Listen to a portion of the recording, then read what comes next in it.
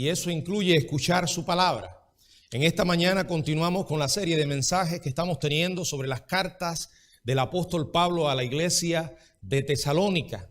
En esta ocasión el mensaje lo hemos titulado La santificación completa, y de esa santificación completa es de la que habla el pasaje que leímos, primera a los Tesalonicenses capítulo 5, versos 23 y 24. Y el mismo Dios de paz os santifique por completo, y todo vuestro ser, espíritu, alma y cuerpo, sea guardado irreprensible para la venida de nuestro Señor Jesucristo.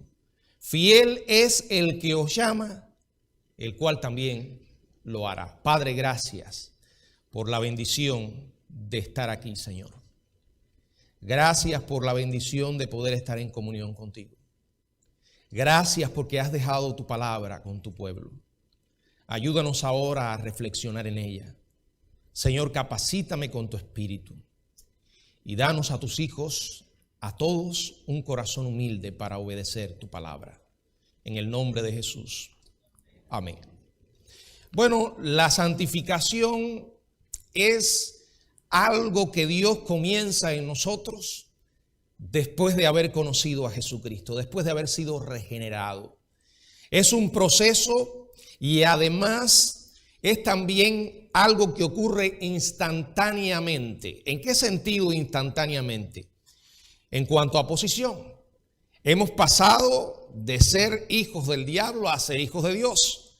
Somos parte de su familia.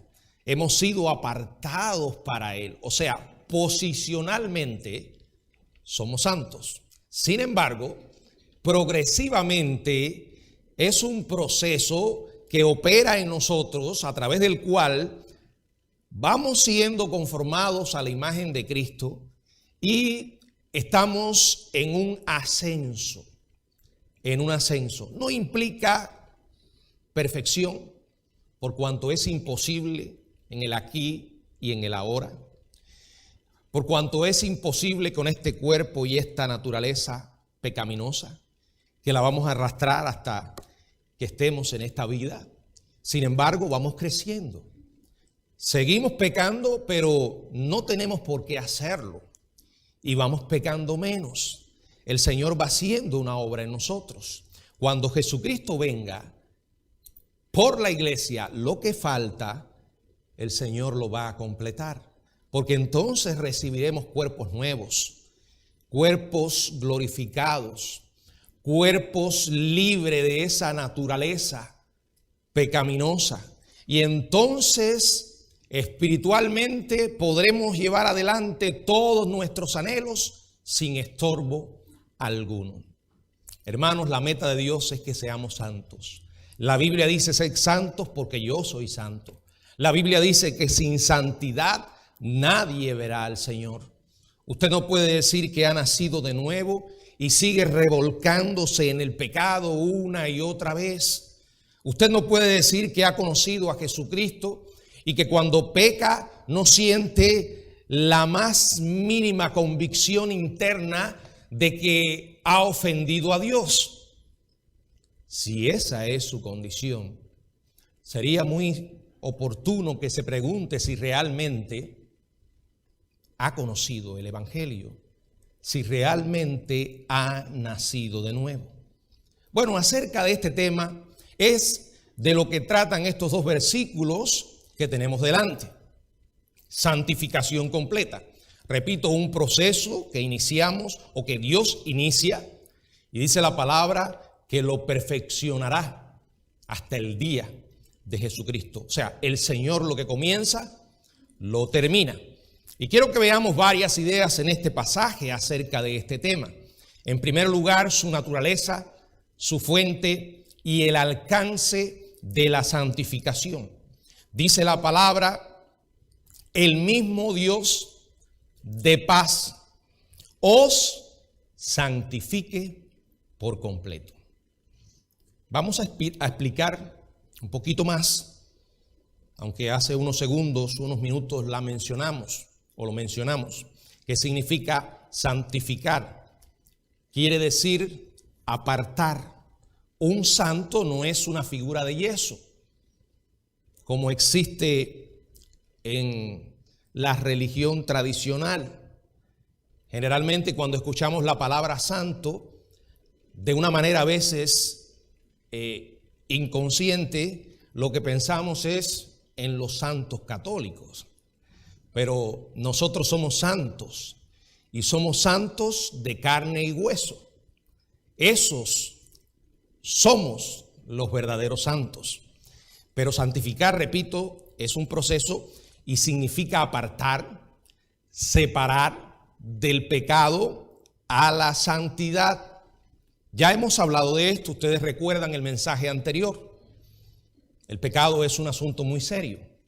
El pecado es una ofensa contra un Dios santo o contra el Dios santo.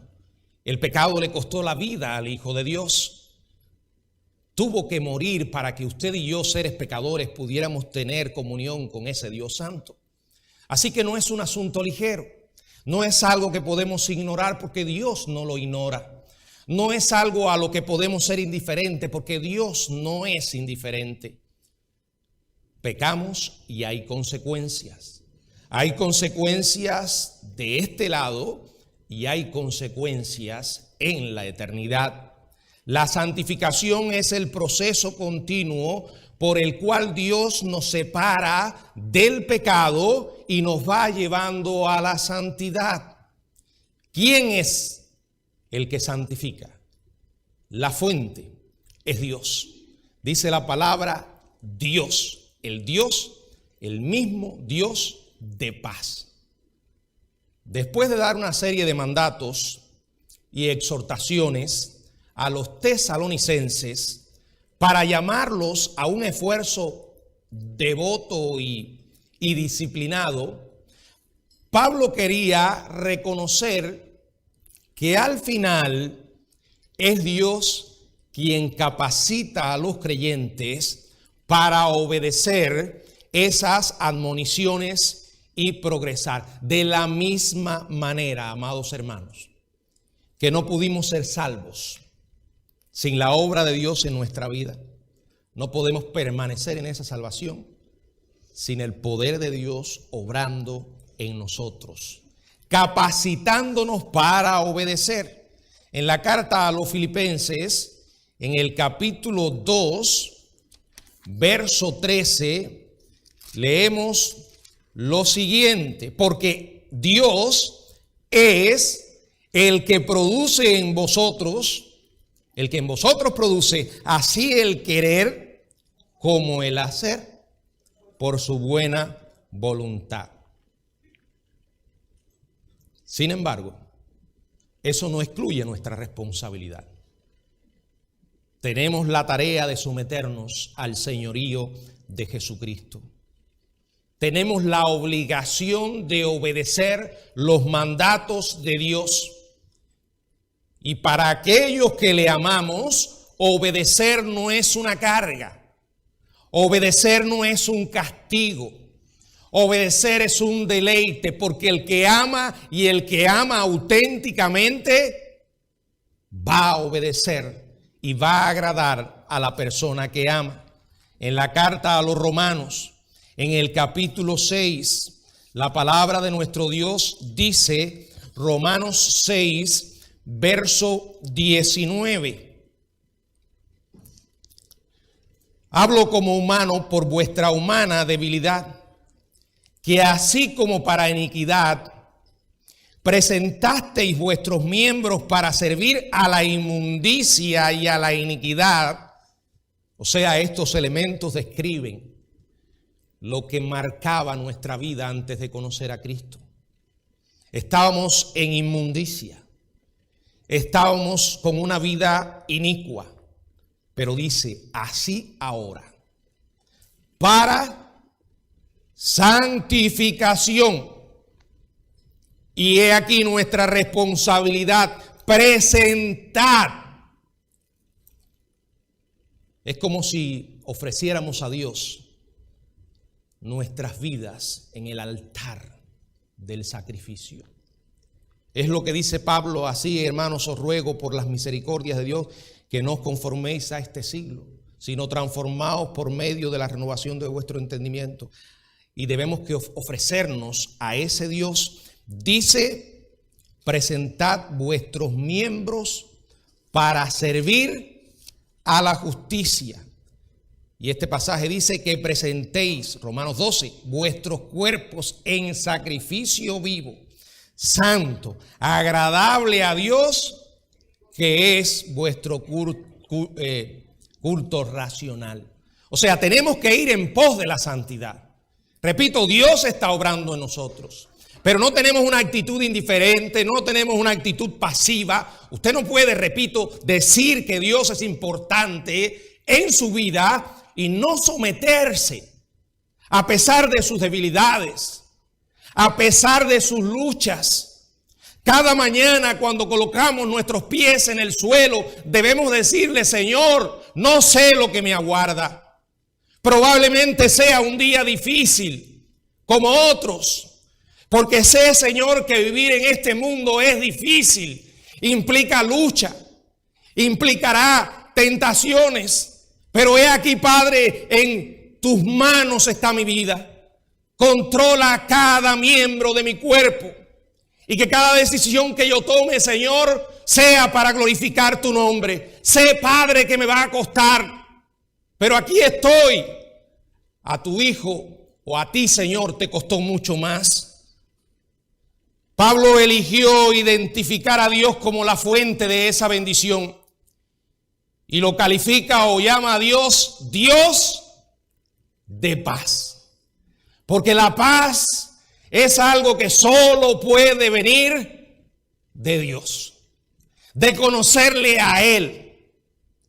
He ahí la necedad humana de intentar alcanzar paz sin Dios. Es imposible. La Biblia dice que no hay paz para los impíos. ¿Saben por qué? Porque la falta de paz es consecuencia del pecado. Y mientras exista el pecado, el hombre seguirá anhelando paz. Hay que tratar con la causa del problema. Hay que ir a la raíz. Es algo equivocado andar por las ramas. Mientras no se trate el problema que produce la falta de paz, el ser humano seguirá viviendo sin ella. Paz es la mejor palabra para resumir la obra de salvación divina. Estábamos en enemistad con Dios, separados de Él por nuestros pecados. Sin embargo, Dios extendió su gracia a pecadores perdidos. Jesucristo se convirtió en el puente entre nosotros y Dios. Por medio de su muerte y resurrección se hizo posible la reconciliación con Dios. Y hoy podemos tener la paz de Dios y en consecuencia podemos tener paz con los hombres. Desgraciadamente hoy vemos que este mundo está en constante conflicto y seguirá ocurriendo. El mundo sin Dios no podrá experimentar paz. No importa cuánto intenten los hombres establecerlas. Lo que están haciendo es en la ropa vieja y descompuesta, colocando parches. Uno por aquí, otro por allá. Hay que ir a la raíz del problema. Y la raíz del problema está en el pecado. Y es Dios el único que puede darnos esa paz después de haber sido perdonados. Es Dios quien santifica. La Biblia claramente dice el mismo Dios. Es una posición enfática. Mírenlo de esta manera. La obra que Dios está haciendo en cuanto a la santificación, Él no la delega a un ángel o a un apóstol. La está realizando a través de su propio espíritu en la vida de sus hijos. Y dice el mismo Dios, os santifique por completo. Pablo pidió a Dios que santificara a los tesalonicenses totalmente. Esta expresión significa por todo el camino, por todas partes, que ninguna parte del ser interior del creyente escape a la obra de santificación. Ustedes podrán pensar, pastor, pero si al final el Señor va a completar la obra y de esta manera podremos estar en su presencia en el cielo, ¿por qué es necesario empezar aquí? Hermanos, porque cuando el Señor nos salva, piensen, Él no nos lleva para el cielo de manera inmediata.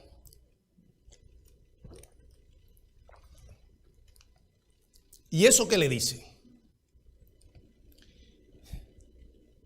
Que Dios no ha terminado con nosotros. Que la meta de Dios al salvarnos no es que tú y yo vayamos al cielo. Esa es consecuencia de la salvación. Y sabemos que es la gran bendición que disfrutaremos los hijos de Dios. Es cierto que la Biblia dice en Juan 3:16 que de tal manera amó Dios al mundo para que todo aquel que en Él cree no se pierda, mas tenga vida eterna. Pero ese tenga vida eterna es, a la luz de ese versículo, una consecuencia directa, grandiosa, maravillosa de creer en Cristo. Pero Él no nos salva para eso. ¿Saben para qué el Señor nos salva? Para que tú y yo glorifiquemos su nombre. Para que mostremos su gloria a un mundo que no le conoce. Por eso nos deja en esta tierra. Por eso, si no es el tiempo de irnos, no importa cuántos COVID vengan, no importa cuántas enfermedades terribles caigan sobre la humanidad, hasta que Dios no termine con tu vida y con la mía, seguiremos en este planeta. Estamos aquí. Por la misericordia de Dios hemos pasado tiempos difíciles y seguiremos.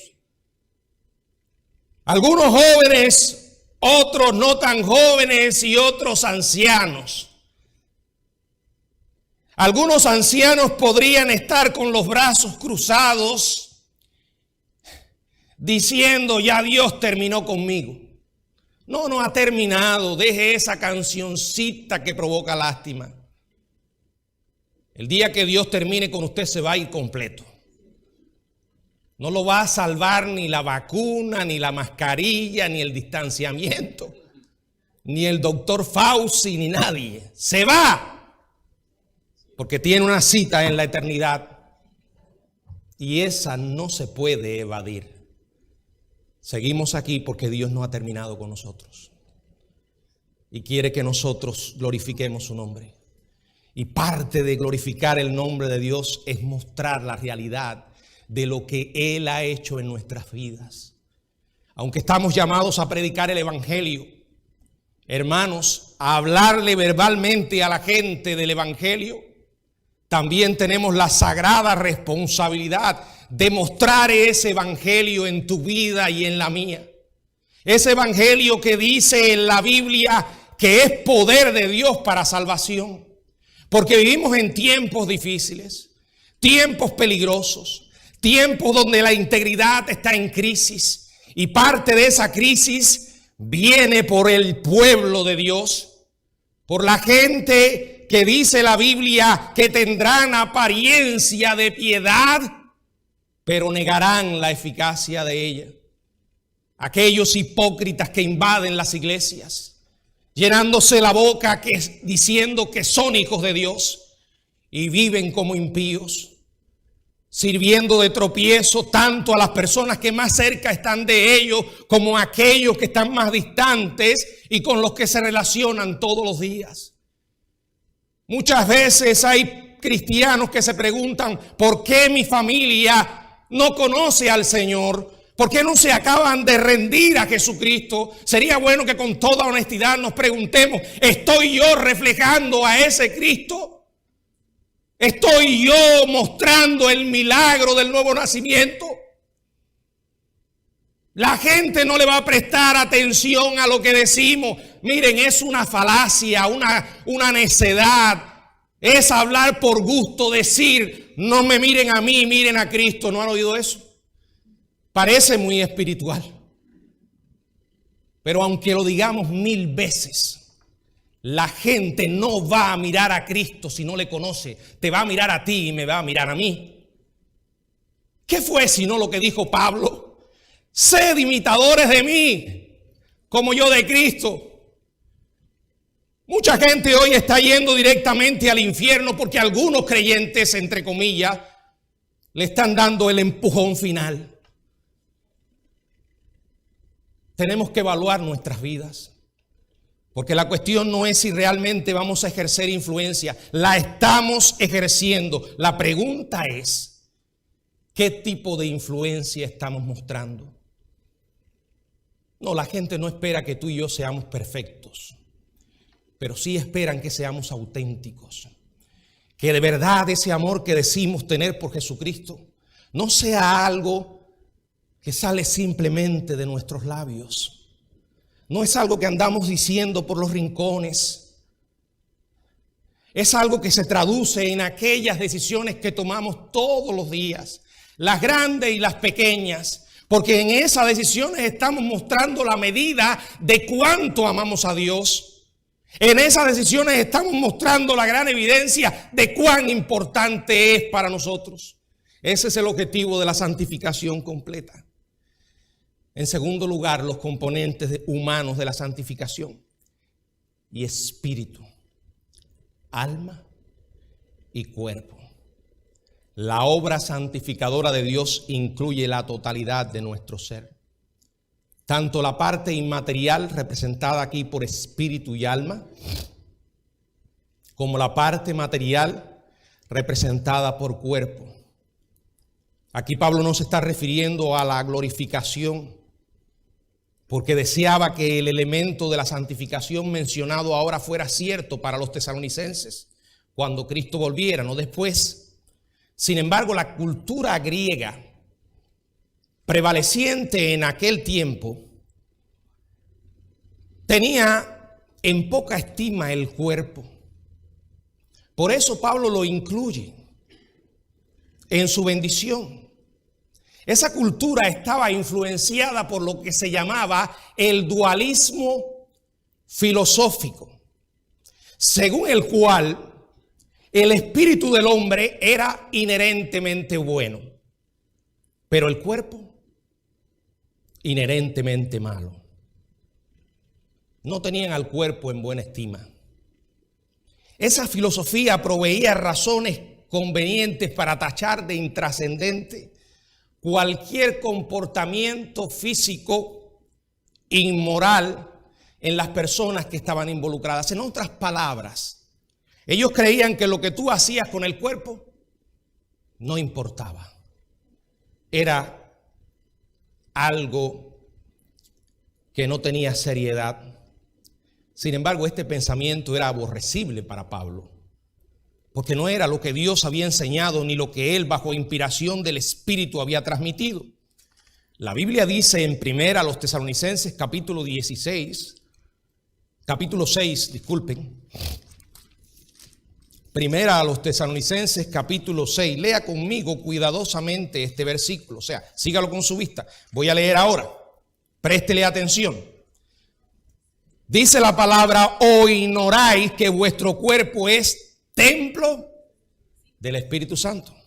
Primera a los Tesalonicenses 6. No, disculpen. Es primera a los Corintios. Hermanos, el pastor se está poniendo viejo. Primera a los Corintios 6, verso 19, disculpen.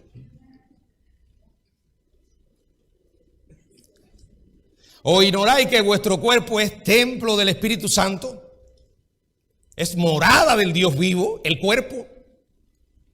Dice, el cual está en vosotros, el cual tenéis de Dios y que no sois vuestros, porque habéis sido comprados por precio. Glorificad pues a Dios en vuestro cuerpo y en vuestro espíritu, los cuales son de Dios. Miren, cuando leemos esto, vemos lo insensato de decir, como algunos han dicho, este es mi cuerpo y las decisiones que yo tomo son mías. Miren, eso está, digamos que se puede entender para una persona que no conozca a Dios. Y es algo muy común. Sobre todo cuando a veces escucho que hay alguien que está intentando practicarse un aborto, ¿verdad? Y entonces, para justificar esa práctica abominable, es mi cuerpo. ¿No lo han oído? Y los políticos, es su cuerpo, ¿verdad? Pero hermano, nosotros no podemos dejarnos llevar por lo que la gente diga. El hombre puede decir lo que quiera. Los políticos pueden decir lo que quieran. Ya Dios les pedirá cuenta. Nosotros tenemos que guiarnos por la Biblia. Porque miren, cuando las personas ignoran a Dios, van en una carrera desenfrenada hacia la perdición. Y cada día son más las cosas abominables que ocurren. Ayer estaba leyendo una noticia y yo le decía a Milady, cada vez que leo algo, más me asombro. Yo digo, sé que va a pasar, pero a veces uno piensa, ya lo vi todo, ¿verdad? Esta creo que me la mandó Yamila. Una familia de tres hombres. Dice que se acordó acá en los Estados Unidos aprobar el primer matrimonio, fue, ¿no? De una pareja poliamorosa, creo que se llama, el poliamor. O sea, ya no es que dos hombres estén viviendo juntos, sino tres y con el derecho a adoptar niños.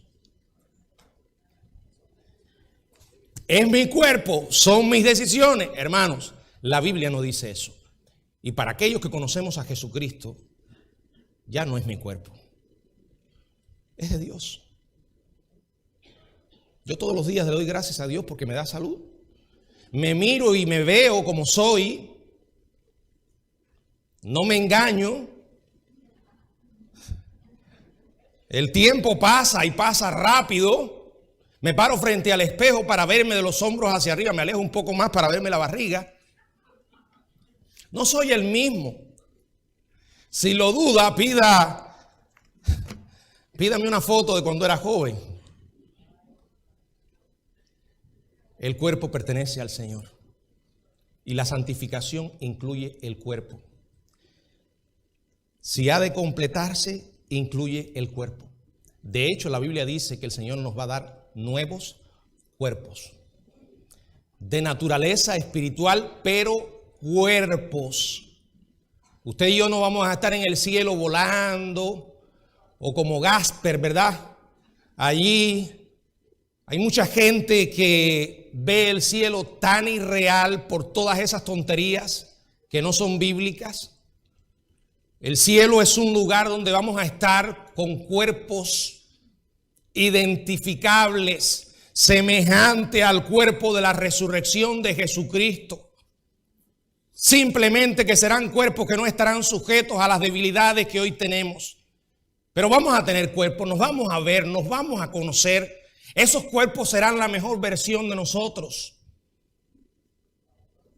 Hoy en día las versiones están distorsionadas, pero el Señor va a hacer una obra completa. La parte espiritual, espíritu y alma, y la parte material. Miren, a lo largo de la historia han habido debates sobre si el hombre es un ser tricotomista o dicotomista. Cuando digo tricotomista se refiere a que el hombre es espíritu, alma y cuerpo. Los dicotomistas creen que el hombre es espíritu y alma simplemente que el espíritu y el alma son palabras intercambiables que se refieren a la naturaleza interna e indivisible del hombre. Dentro de los teólogos hay de ambas posiciones. Yo tengo una, no se las voy a decir ahora porque no voy a perder el tiempo en eso. ¿Saben por qué? Porque hay otras cosas más importantes que decirles. En realidad hay campo para las dos opiniones. Yo tengo una porque considero que es la que más se ajusta. Pero miren, hermanos, si el Señor no aclaró el asunto, es porque no es trascendental. Yo creo que aquí la idea importante es esta. El hombre tiene una parte espiritual y el hombre tiene una parte material. Ya sea que el hombre sea espíritu y alma en la parte espiritual y un cuerpo, la obra de santificación le alcanzará completamente. Ya sea que el hombre sea simplemente espíritu y alma como medios intercambiables, que sean lo mismo, y un cuerpo, la idea es la misma, alcanzará la totalidad del ser humano. O sea, Dios está interesado en santificarnos por completo. Mucha gente hoy en día trata al cuerpo de una manera tan ligera y como piensan que van a tener un cuerpo glorificado, le dicen, bueno, ya aquí no importa. Saben que primero a los Corintios capítulo 15, cuando habla de la resurrección,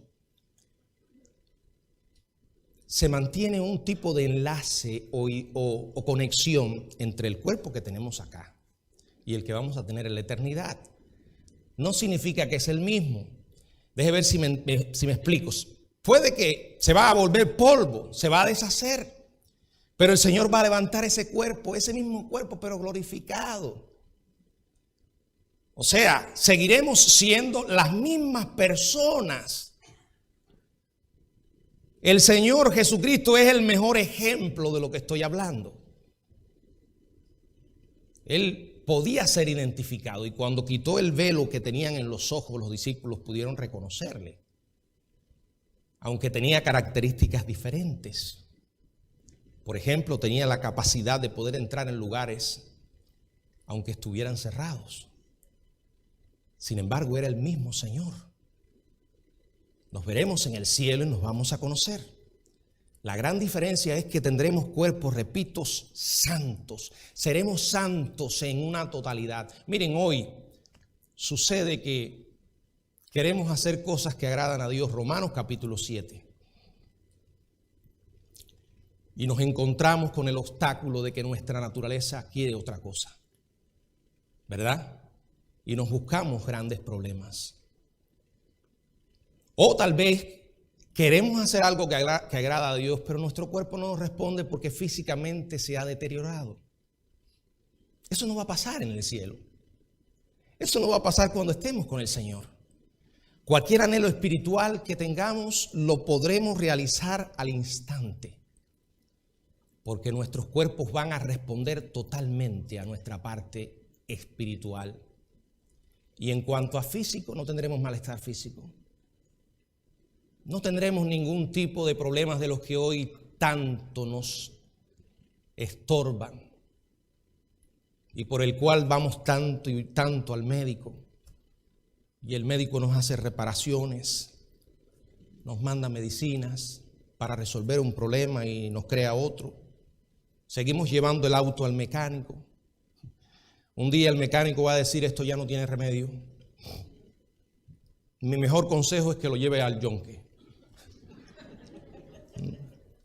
Va a llegar un momento en que le van a decir, se acabó.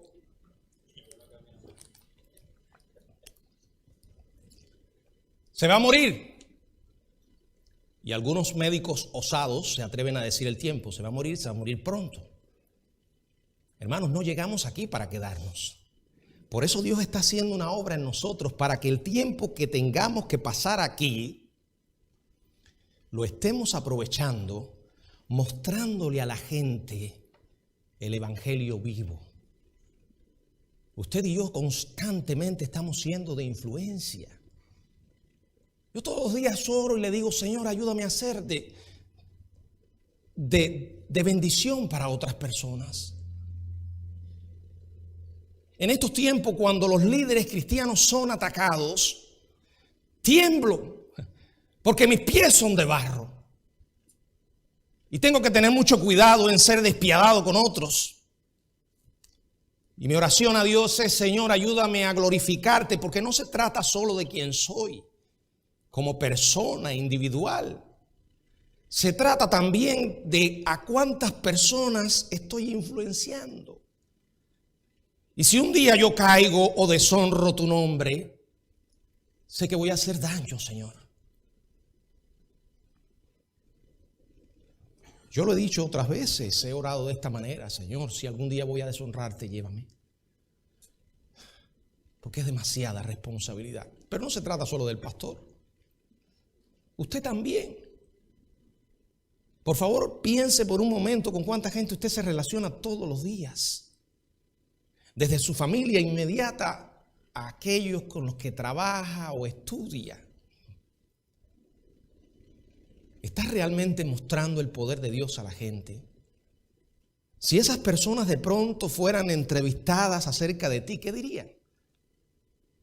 Dirían: es una persona que ama a Dios.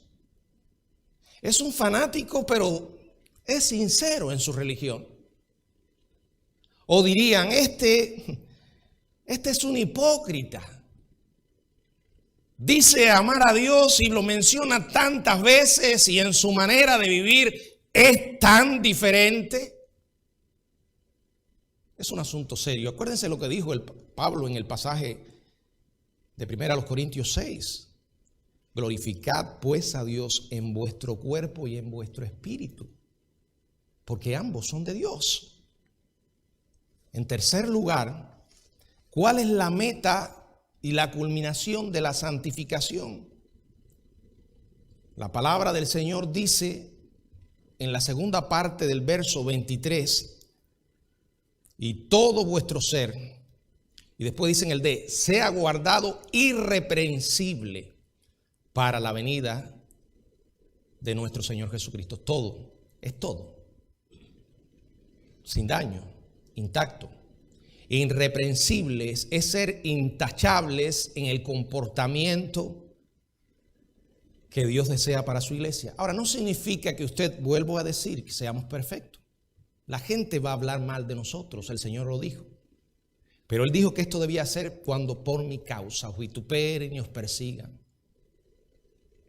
Si usted decide proclamar la verdad de Dios y mejor aún vivirla, ya eso va a despertar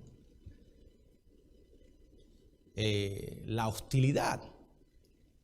Va a inquietar y a molestar al diablo y a los demonios. No tiene que buscar problemas, los problemas los van a buscar usted. No esperes que todo el mundo hable bien de ti, no se trata de eso. Se trata que si te van a condenar por algo, que sea por vivir tu fe. Se trata de que si te van a acusar de algo inmoral, que sea falso. Que no tengan razón en lo que están diciendo. Que simplemente sea una calumnia, un invento. No es perfección, pero sí es autenticidad. Y dice la palabra que seamos guardados irreprensibles, porque hay un final, la venida de nuestro Señor Jesucristo. Pablo oraba pidiendo que cuando el Señor Jesucristo viniera por los creyentes, los encontrara fielmente andando tras la meta de ser santos. Que cuando Cristo venga por nosotros nos encuentre haciendo lo que debemos estar haciendo. Eso es inminencia. Creer que Cristo puede venir en cualquier momento. Ahora, no significa que tiene que venir ahora. Jamás he dicho eso, ni lo diré. Ni significa que tengo una fecha que incluye un día y una hora. No. Inminente es algo que podemos estar esperando en cualquier momento. Puede venir ahora o puede tardar 100 años. Pero el concepto de la inminencia me lleva a estar preparado siempre. De la misma manera que la muerte puede irrumpir en nuestra experiencia sin ser invitada, tenemos que estar preparados. Vamos a imaginar, son las 12 3 minutos aproximadamente, que ahora mismo ocurriera el rapto de la iglesia, la pregunta que yo me hago es, ¿estaríamos realmente avergonzados de que el Señor nos encontrara haciendo algunas cosas que no debemos estar haciendo? Bueno, ahora es fácil porque estamos aquí en el templo. Podríamos correr la hora más tarde, cuando estemos en nuestra casa, cuando nos despojemos de las máscaras, cuando seamos lo que realmente somos, ¿nos avergonzaríamos de encontrarnos de pronto con el Señor después de haber estado haciendo algo que le ofende grandemente? Usted que me está mirando ahora, también para usted esa pregunta. Esto no es un juego. Dios es real y la promesa de su regreso es real. En cuarto lugar, la seguridad de la santificación final. Dice la palabra de nuestro Dios: fiel es el que os llama, el cual también lo hará. ¿Quién es el que llama? Dios.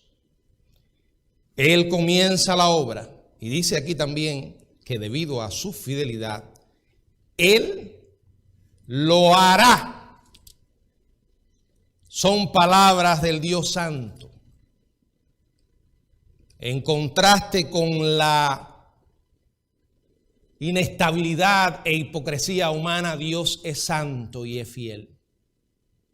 Los seres humanos podemos hacer grandes promesas y después no cumplirlas. Si lo duda, mire a los políticos modernos de cualquier partido. Cuando quieren ganar la presidencia, te hacen miles de promesas. Y hay gente tan ingenua que les cree. Quizás algunos tienen las mejores intenciones para lograr lo que quieren, pero al final no pueden. Sin embargo, con Dios no es así. Él es fiel, Él es consistentemente fiel. Y Él empezó, dice Filipenses 1:6, estando persuadido de esto, que el que comenzó en vosotros la buena obra de la salvación, el mismo que la inició, dice la palabra que la va a perfeccionar hasta el día de Jesucristo. El que comenzó a andar con nosotros en este camino nos va a permitir llegar. ¿Y saben por qué? Porque en el viaje Él va con nosotros. Y créame, nos conoce. Él conoce todo acerca de ti y acerca de mí, hermano. Lo que hacemos externamente y los pensamientos que ocupan nuestra mente. Y aún nos ama. Él es fiel. Por eso podemos tener la absoluta seguridad de que Él va a completar la obra. Tú y yo por momentos nos podemos sentir desanimados. Por momentos vamos a querer abandonar. Y nos vamos a decir, no puedo, Señor. Aquí estoy otra vez pidiéndote perdón por lo que hice ayer y lo he vuelto a hacer hoy. Pero la solución, escúcheme bien, la solución nunca será dar la espalda a Dios o tirarte en el suelo y abandonar. Esa no es la solución. ¿A dónde iremos? Decía la alabanza. Y Pedro decía, Señor, ¿a quién iremos? Solo tú tienes palabra de vida. Si decides abandonar, piensa a dónde vas a ir, qué te va a ofrecer el mundo. Es demasiado lo que está en juego. Y las implicaciones son eternas. Si hay una doctrina en la que he descansado totalmente desde que conocí a Cristo, y para mí, aunque estoy consciente de que hay personas que no lo entienden así, y lo respeto, porque para mí esos cristianos que creen que la salvación se pierde, yo no digo que no sean cristianos, son hermanos nuestros, pero los que más están sufriendo son ellos. No están disfrutando de la gracia de la salvación. La doctrina a la que me estoy refiriendo es la seguridad eterna, o como se llama la perseverancia de los santos. Me da paz, y una paz profunda, porque una y otra vez me recuerda que no se trata de mí, sino de Dios. Y es la seguridad de que voy a llegar, porque cuando me levanto y empiezo a enfrentarme a las batallas de la vida, cuando veo lo difícil que es honrar y glorificar a Dios porque la carne no quiere, cuando leo Romanos 7 y veo las luchas que tuvo Pablo, me recuerdo a mí mismo, no se trata de mí, es Él. Pero hay una parte que nos toca, y es someternos a Él. Someternos a Él en la santificación, hermanos. No importa que por momentos los sentimientos y las emociones nos digan una cosa. Debemos ir a lo que conocemos. El ser humano va a tener siempre un amo, un Señor. La pregunta es, ¿quién será? El lugar que tenemos en nuestro corazón será ocupado por alguien, o por el Dios vivo, nuestro Señor Jesucristo, o por el diablo, los mismos hombres. ¿A quién vamos a servir? ¿A quién vale la pena servir? ¿Quién se ganó, digamos, nuestro amor absoluto? Aquel que sin ver en nosotros razón para amarnos, nos amó. No importa cuánto lo pensemos, no lo vamos a entender a cabalidad. No puedo entenderlo. Sí se lo puedo decir lo que es la gracia, ustedes me han oído, favor inmerecido, pero cuando pensamos en lo que significa, no entiendo, Señor, ¿por qué me amas? No entiendo, Señor, porque cuando peco y te ofendo todavía no me matas. Sigo viviendo. ¿Cómo todavía sigo respirando, Señor, cuando hace unas horas actué como un hipócrita ofendiendo tu nombre? Por la gracia de Dios. Pero al reflexionar en eso, es el impulso interno y la motivación correcta para decir, Señor, perdóname, porque sé que esto te ofende y te ofende profundamente. Señor, he pecado contra ti, Señor. Como el pródigo no merezco ser llamado tu hijo, pero ayúdame, Señor. La vida sin ti no vale la pena. La vida sin ti, Señor, no tiene sentido. ¿Estamos nosotros glorificando a Dios? ¿Cómo va la santidad de nuestra vida?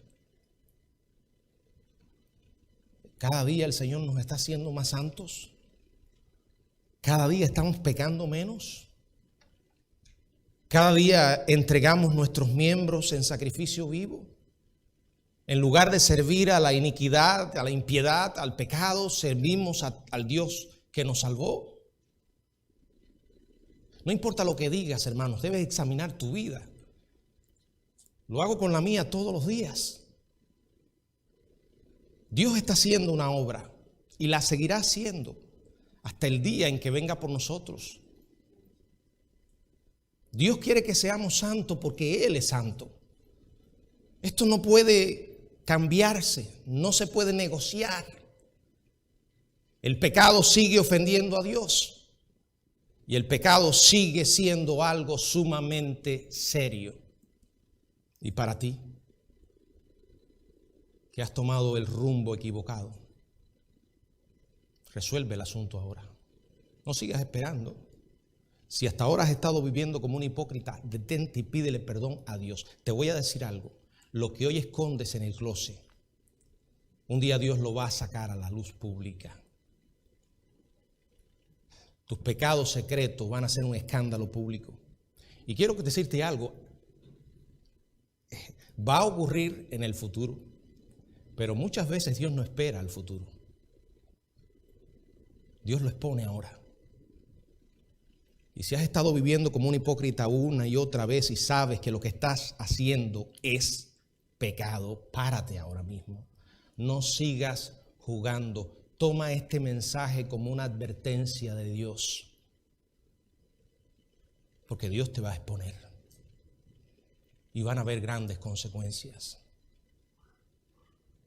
Estimado amigo, el Dios Santo murió por ti, para que esos pecados que hoy estás cometiendo fueran perdonados. Jesucristo quiere salvarte e hizo todo para salvarte. Mi pregunta es, ¿estás tú dispuesto a reconocer que eres un pecador y que tus pecados ofenden a Dios? ¿Estás dispuesto a pedirle perdón? Que Él cambie tu vida y le dé propósito. Hazlo ahora. Ya sea que estés en el templo o allí detrás de tu televisor o tu teléfono, ora y pídele perdón a Dios. Dile que tú recibes a Jesucristo como tu Salvador, que te haga una persona nueva. Y Él lo va a hacer. Que el Señor nos bendiga.